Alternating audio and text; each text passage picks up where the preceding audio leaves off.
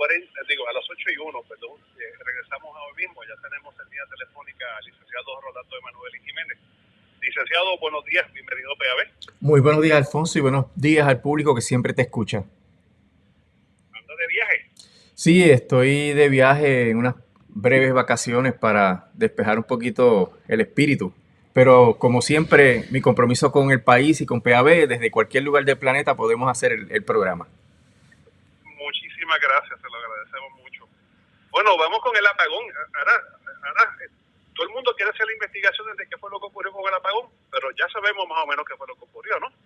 Sí, y desde que hablamos la semana pasada, porque te acuerdas que hablamos sobre la relación que tiene el contrato de Luma con el apagón, en términos de la incapacidad de Luma de cumplir con las obligaciones del contrato y en términos de que cómo ese contrato le favorece totalmente a Luma y no favorece al pueblo de Puerto Rico. Pero desde que hablamos las evidencias han ido montando en contra de Luma y tiene unos efectos importantes para el pueblo de Puerto Rico porque a pesar del relevo que tiene Luma, que aprobó el negociado por los daños que ocasione a los clientes, la evidencia es tan contundente, Alfonso, que estamos hablando de intención o negligencia crasa, que son uno de los elementos que están exentos del relevo, o sea, que permitirían una acción por daños y perjuicios contra Luma. Y voy a ir al primero que salió temprano la semana pasada y fue que había evidencia de que los interruptores similares al interruptor que explotó y ocasionó el fuego estaban no solamente sin mantenimiento, sino hasta llenos de agua, lo que implica un abandono total de esa obligación de fiscalizar ese tipo y de darle mantenimiento a ese tipo de equipo. Y esto, pues obviamente demostró que Luma no había hecho las gestiones. De hecho, Luma no ha querido aceptar que no le había dado el mantenimiento y se ha reservado, como es, según su parecer, una compañía privada, que aunque está financiada por fondos públicos y debe explicar todo, ¿verdad? Ellos dicen que no. Y va a haber siempre problemas en cuanto a la transparencia de Luma N y en las cosas que ocasionen el país. Pero ellos no han querido aceptar su responsabilidad en términos del mantenimiento ni decir que fallaron al no dar el mantenimiento a ese interruptor. Lo que dicen es que están haciendo una investigación y que todavía no pueden hacer una determinación. Sin embargo, Alfonso sale hoy, esta mañana, fresquecito, que en marzo le escribieron una carta, Josué Colón, director ejecutivo de la Autoridad de Energía Eléctrica, a Luma, advirtiéndoles que tenían la responsabilidad por darle mantenimiento a esos equipos.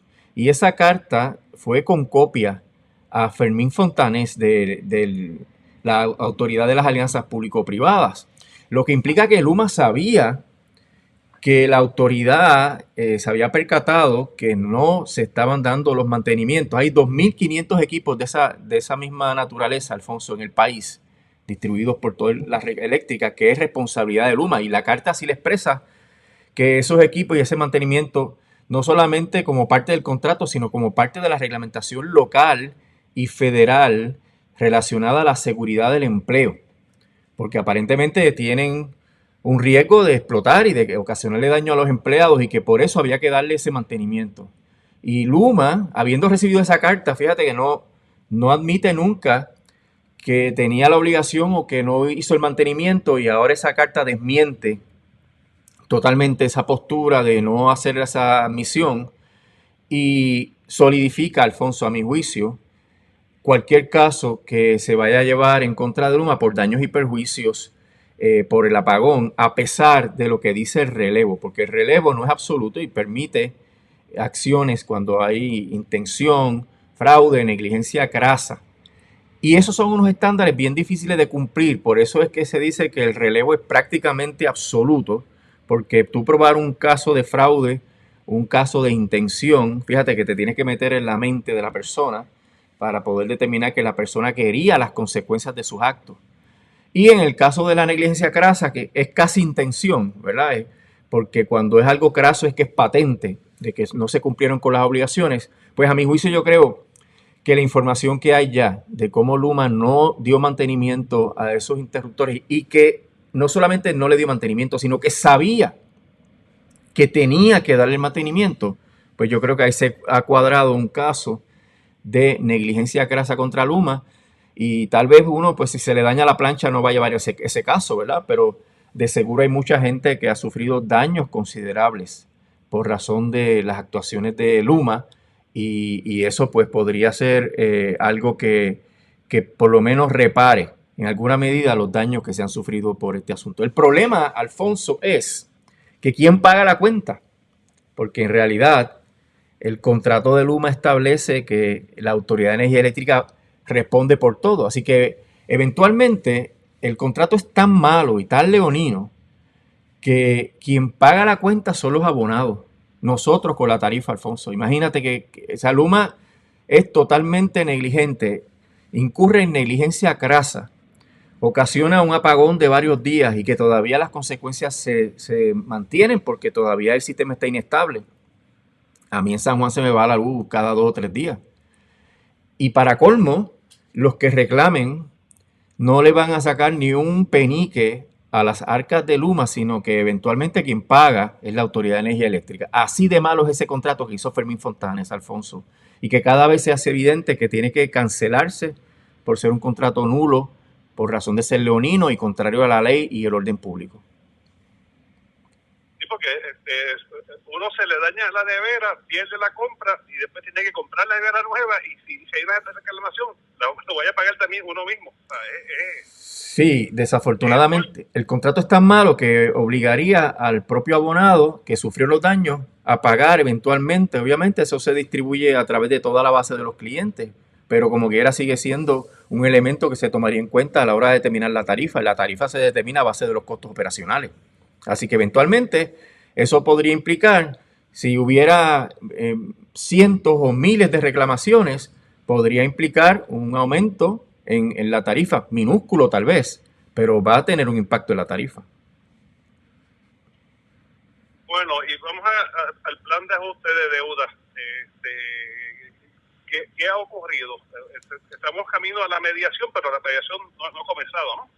Bueno, sabes que como somos participantes de la mediación, yo no puedo entrar en los detalles, pero en el proceso que es público, sí, te podría contar que la orden salió, la orden que sacó la jueza ya se nombró definitivamente al comité de mediación y le encomendó a ellos el trámite de llevar a cabo la mediación sin intervención del tribunal. Y hay un elemento ahí bien interesante y es que te acuerdas que la jueza había puesto un término límite para que se pudiera erradicar un plan de ajuste de la deuda, prácticamente so pena de desestimación del caso. Pues ya esa fecha no es la fecha pertinente, ya no es para el 2 de mayo, se estaría hablando para el 1 de junio, pero si los mediadores necesitan más tiempo para concluir una negociación, podrían solicitar tiempo hasta el 1 de julio. Así que ya de seguro estaríamos a mitad de año, lo cual augura, Alfonso, que no es probable que se pueda confirmar el plan de ajuste de la deuda o antes de que termine este año. Así que probablemente el proceso se pueda insertar en los primeros meses del año 2023, lo cual va a traer la situación de que el contrato de Luma requiere que se apruebe un plan de ajuste de la deuda dentro de los 18 meses de que entró en vigor el actual contrato suplementario. Tú sabes que es un contrato principal, pero el contrato principal dice que tiene que haber un plan de ajuste de deuda confirmado para que empiece, y ahí fue que la Junta metió la mano y estableció un contrato suplementario para que cubriera esa brecha entre el periodo inicial de aprendizaje de Luma, donde se le tuvo que enseñar a Luma todo, y el periodo en que Luma asuma las funciones conforme al contrato original, que son de 15 años, ¿verdad? Así que el proceso, el atraso del plan de ajuste va a tener una consecuencia en términos de que las partes, es decir, la Autoridad de las Alianzas Público-Privadas y Luma, tendrían que acordar extender más el contrato suplementario, en términos de que probablemente no va a haber un plan de ajuste de la deuda dentro de esos 18 meses. Ese proceso de mediación, Alfonso, es un proceso en el cual va a haber toda una serie de reuniones. Ya han habido unas reuniones con los mediadores, ya participamos en una reunión con los mediadores. Próximamente van a ser pautadas otras reuniones, pero básicamente está empezando, está en pañales. Lo único que tienen ellos es la posición de las diferentes partes en el proceso. ¿Cómo se va a negociar y mediar eso? Pues eso es todavía un misterio.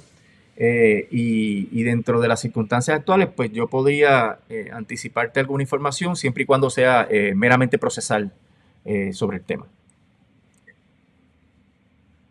Y el hecho de estos apagones, si fuéramos a tener más apagones, y me dicen que hay interruptores como este todavía en la isla, me imagino que algunos de ellos no se le habrá dado mantenimiento todavía. Estos apagones así de 48 horas, ¿en algo afecta estos procedimientos o no? Sí, afecta en la medida en que primero, en el términos de las métricas de Luma, daña las métricas de Luma. Sabes que Luma tiene unos incentivos y esos incentivos también consideran cuánto tiempo la gente está sin luz, cuántos clientes están sin luz, y eso pues daña el récord de Luma para obtener esas métricas. Y de paso te informo que el negociado todavía no ha resuelto el caso de las métricas, ahí también estamos participando y estamos en un proceso intenso de descubrimiento de pruebas y presentación de información pericial. Y lo más clave, lo que es más importante ahí es que se le está pidiendo al negociado que no solamente dé incentivos, sino que también le imponga penalidades a Luma, pero todavía eso está en proceso. Pero sí, el plan de ajuste de la deuda tiene que ser un plan que Luma acepte. Luma, como ese contrato es leonino, como hemos explicado tantas veces, que le da todos los derechos a Luma, Luma tiene que aceptar el plan de ajuste de la deuda. Así que Luma prácticamente tiene un poder de veto, porque Luma podría decir que si el plan es de cierta manera que a mí no me gusta, pues yo me voy. Y eso es algo totalmente injusto, que se le haya delegado a una compañía privada a eso, pero va a ser un factor, Alfonso, sin duda, la pobre ejecución de Luma Energy en las consideraciones que tengan las partes sobre si hay que proteger a Luma o no hay que proteger a Luma. O sea, si Luma sigue con este patrón de negligencia, de interrupciones del servicio, de daño a los equipos, pues el trámite de la mediación y el plan de ajuste de la deuda, pues tal vez ya no va a tener tanto cuidado en términos de que Luma acepte esto, porque en realidad el servicio es tan malo que no importa que Luma se vaya. ¿Ves? Lo que te quiero decir es que daña gravemente la imagen de Luma y hace que ese contrato no sea un interés fundamental que haya que proteger en el proceso del plan de ajuste de la deuda, porque es un interés que está totalmente desprestigiado y menoscabado y que está afectando la economía de Puerto Rico.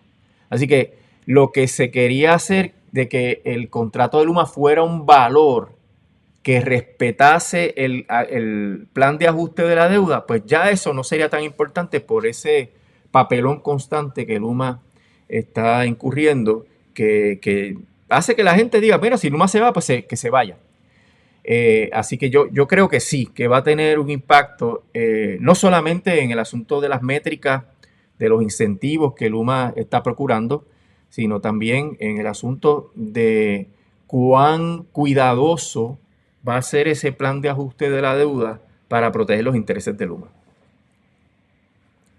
Pero evidentemente a Luma no le importa la opinión que tengamos sobre ello. No. El enviar a aquella persona a decir poemas y hablarnos que era una nevada no iba a interrumpir la primavera. Yo creo que era un acto de desprecio del pueblo de Puerto Rico. No, a Luma no le importa, eso estamos claros y lo hemos dicho en otras ocasiones, porque Luma no tiene responsabilidad política.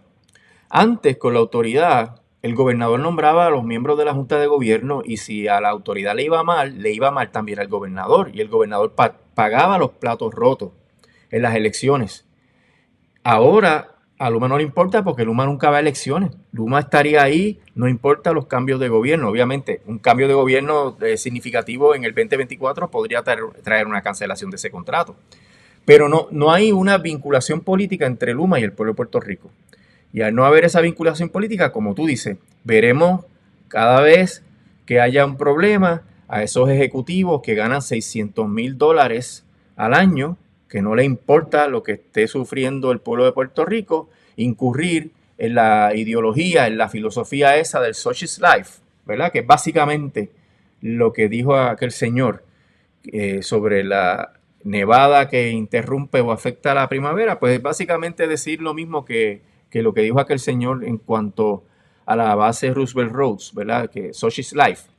Pues esa desvinculación total, esa falta de empatía que tiene esa compañía viene porque no tiene responsabilidad política en términos de lo que ocurre con la calidad y confiabilidad del sistema eléctrico. Pero el gobernador como quiera va a responder políticamente, ¿no? Ah, no, sin duda, claro. Y puede ser que responda antes. Siguen todavía defendiendo a Luma. Sí, pero tú no ves esa preocupación en Luma. A ellos no les importa un pepino y Luma se sienten protegidos por el contrato. Porque, dime tú, si el gobernador saliera de golpe, como salió el pasado, el depuesto gobernador, si saliera por el problema del contrato de Luma, pues ¿quién viene detrás? Pues viene gente que tiene la misma ideología y que tiene la misma intención de proteger. Tú no has escuchado ninguna voz, salvo ahora de algunos legisladores que ahora saben que el barco se está quemando y ahora empiezan a decir, caramba, hay que bregar con el asunto de Luma. Algunos alcaldes lo están diciendo y Jennifer González lo está diciendo porque ella está en carrera política por la gobernación. Eso no es un secreto de que ella está compitiendo por la gobernación, cuando ella es parte de la maquinaria que aprobó ese contrato y que permitió toda esta debacle. Así que el asunto es que vas a ver siempre en el partido en el poder una maquinaria que va a defender ese contrato con uñas y dientes, porque es parte de la filosofía neoliberal de ese partido y que es la que han implantado con los asuntos estos de las carreteras, de la privatización de los servicios de transportación a las islas de Puerto Rico, ¿verdad? Vieques y Culebra, con Luma y ahora con lo que están pretendiendo con la generación. Así que es una visión ideológica y ellos van a defender esa visión ideológica cueste lo que cueste. Y yo creo, Alfonso, que esa visión ideológica, pues obviamente en su momento va a tener un choque bien grande, ya sea porque el pueblo no la aguante más o porque eventualmente en las elecciones del 2024 venga una nueva clase política, ¿verdad? Porque es previsible que con todo lo que ha pasado, con los cambios que han habido en la estructura electoral de Puerto Rico, que se pueda coagular a una fuerza que eventualmente cambie todas estas circunstancias y estas políticas neoliberales. Eso es predecir el futuro, Alfonso, pero en realidad no hay de otra. Esta situación del contrato de Luma está afectando las posibilidades de que Puerto Rico tenga crecimiento económico, y si Puerto Rico no tiene crecimiento económico, que ya eso era un dado antes del problema del apagón, eso se veía venir, pero se agrava más esta situación de que no hay expectativas de crecimiento económico, y si no hay crecimiento económico no se puede cumplir con el plan de ajuste de la deuda del gobierno central, lo cual podría llevar a una segunda quiebra que sería devastadora para Puerto Rico. Así que es mucho lo que está en juego en todo este proceso de tener una compañía privada que no tiene ningún tipo de responsabilidad, no cumple con los deberes de su contrato y no tiene tampoco ningún tipo de empatía por el pueblo ni responsabilidad política. Es mucho lo que está en juego y por eso yo pienso que tarde o temprano ese contrato cae por su propio peso, como cayó la compañía de aguas, como cayó Ondeo, porque es demasiado lo que está en juego con ese contrato y como hemos advertido siempre, no va a mejorar la situación, Alfonso. Fíjate que ni siquiera para la reconstrucción ellos han podido hacer lo que corresponde. Cuando se van a ganar un billete en eso, porque uno de los incentivos principales de Luma en este proceso es la reconstrucción del sistema eléctrico. Los más de 14,000 millones de dólares que están supuestamente disponibles para Puerto Rico reparar su sistema eléctrico. Ahí es donde está la ganancia de Luma, la que es sustancial. Pero ni siquiera han podido gastar el dinero. Se asignaron 600 millones para hacer reparaciones de emergencia del sistema eléctrico y solamente han gastado 24. Y de los proyectos que se han aprobado, creo que solamente han aprobado 2. Así que no tienen tampoco la capacidad no pueden bajar un machete. No sé si tú has visto en las redes sociales cómo están las quejas y las fotografías de los lugares donde no hay luz porque no ha podido llegar el personal de Luma para hacer un trámite realmente básico para retornar el servicio eléctrico. Si no pueden hacer lo más básico, el mantenimiento y regresarle la luz a la gente, menos van a poder hacer esos proyectos que requieren el proceso de diseño, de fiscalización de esos diseños, de que cumplan con toda la reglamentación, de pasarlos por los procesos competitivos, ¿verdad? Para adjudicar esos proyectos y luego supervisar e inspeccionar esos proyectos. O sea, eso es algo bien complejo, Alfonso. Y si tú no tienes capacidad para lo menos, tampoco vas a tener capacidad para lo más. Volvamos al contrato. Si tuviéramos, ¿verdad? Espero equivocarme, si tuviéramos otro María en esta temporada de huracanes, ¿Luma puede coger las maletas e irse? Sí, porque obviamente es parte del contrato que ellos tienen la opción de abandonar el país bajo un desastre mayor. Y eso pues tiene unos términos y condiciones, ¿verdad? Tiene que pasar un término específico, pero es un asunto que sí, que está dentro de las cláusulas que le darían a Luma la capacidad de resolver el contrato. Eso es algo que se denunció como un riesgo que ese contrato permite y nunca pudieron refutarlo y nunca pudieron explicar por qué habían negociado eso de esa manera. Bueno, y volviendo, usted está hablando, haciendo referencia a los próximos comicios generales, y se habla de la posibilidad, quizás la probabilidad de que pudiera haber una alianza entre agrupaciones políticas que no sean parte del bipartidismo. ¿Usted cree que eso verdaderamente es viable? Mira, Alfonso, hay un obstáculo en la ley electoral. Tiene que hacerse de manera estratégica para que se pueda impugnar ese obstáculo, porque los partidos mayoritarios, y pongo comillas a mayoritarios porque ya no lo son, pero los partidos tradicionales se van a oponer a cambiar eso. Y así que eso habría que impugnarlo judicialmente. Y las probabilidades de éxito de una alianza dependen de que la alianza sea formal, en el sentido de que no sea un vente tú y que cada elector decida por cuáles va a votar. Así siempre ha pasado. Uno tiene la opción de escoger por candidatura, pero aquí tiene que haber una alianza formal a base de unos principios comunes, como ocurre en el resto de los países del mundo. Puerto Rico es una de las excepciones.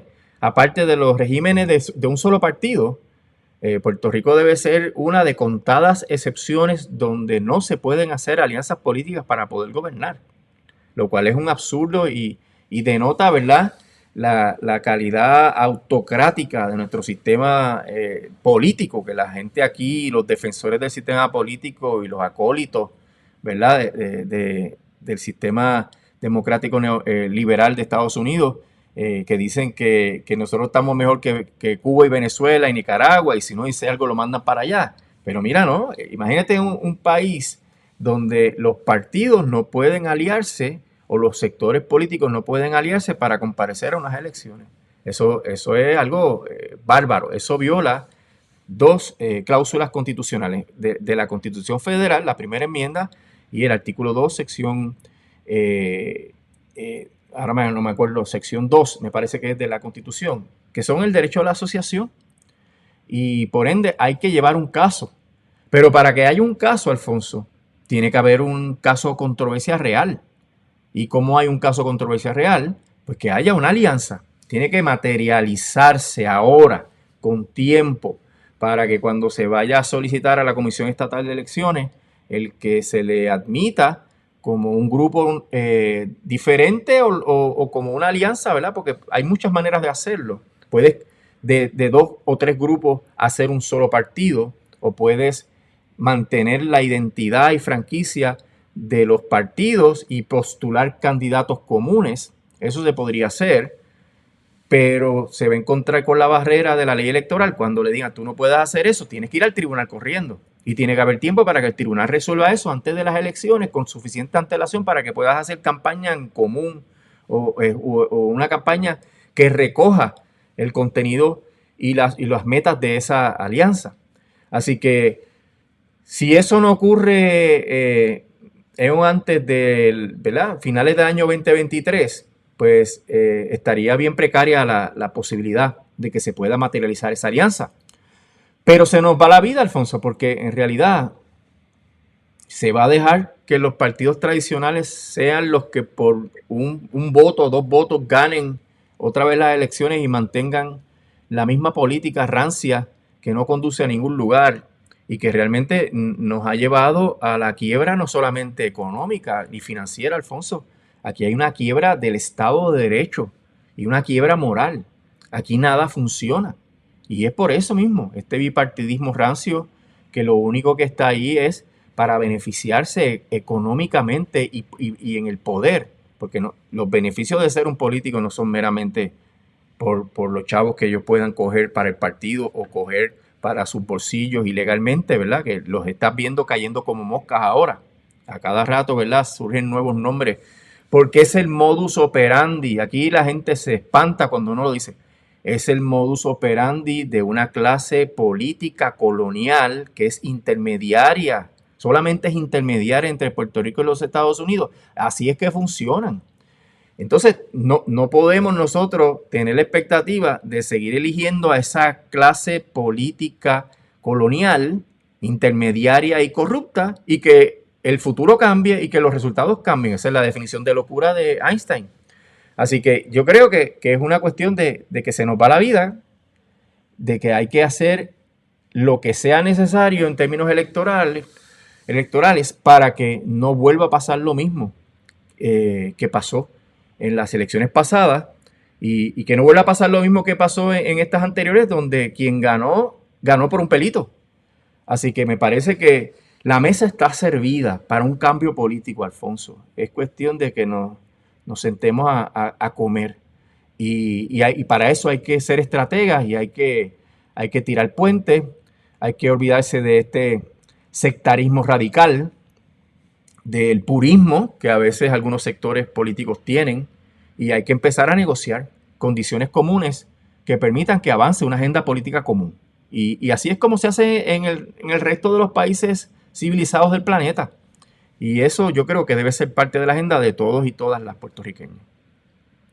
Y la pregunta es, ¿hay la madurez, hay el desprendimiento para que todos estos sectores pongan a un lado sus diferencias y hagan ese frente común? Esa es la pregunta de los 64,000 chavitos, Alfonso. Y hasta ahora, pues, las apuestas han sido contrarias a eso, pero me parece que hay una oportunidad. Al haber una oportunidad, yo creo que hay que ponernos los pantalones largos.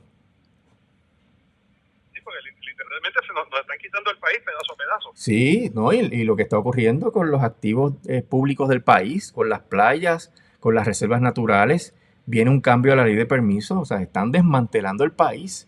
Y la idea es suplantar la población, no de aquí a 10 años, de aquí a 50, 75 años. Van a tratar de ocupar el país como hicieron con Hawái, Alfonso. Lo que no pudieron hacer en las primeras décadas del siglo XX, lo van a hacer mediante la sustitución de la población. Hago las condiciones internas aquí de vida imposibles, la gente se tiene que ir y entonces compro el país. Y así sustituyo, como pasó en Hawái. Peligrosísimo, sí. Hay que verlo en el espejo de Hawái para entender que nos estamos jugando todas. O finalmente vamos a ser meseros en nuestro propio país. Así mismo. Eso es lo que está en juego, Alfonso. Licenciado, muchísimas gracias. Cómo no, siempre estamos a la orden. Que pase buen día. Buen día, que disfrute sus vacaciones. Gracias.